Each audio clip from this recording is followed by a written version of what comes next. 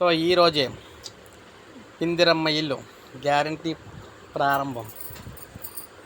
ఈరోజు మనం చూసుకున్నట్లయితే భద్రాచలంలో సీఎం రేవంత్ రెడ్డి గారు ఇందిరమ్మ ఇళ్లకు సంబంధించి ఇంటి నిర్మాణానికి ఆర్థిక సాయం 5 లక్షల రూపాయలు ఇచ్చే పథకానికి సంబంధించి శ్రీకారం చుట్టబోతున్నారు. మీరు ఇక్కడ చూసుకోవచ్చు ఇల్లు నమూనా ఏ విధంగా రూపొందించారో వీరు. సో ఇల్లు నమూనా ఈ విధంగా కట్టుకుంటే 5 లక్షలు సరిపోతుందని వీరైతే తెలియజేశారన్నమాట.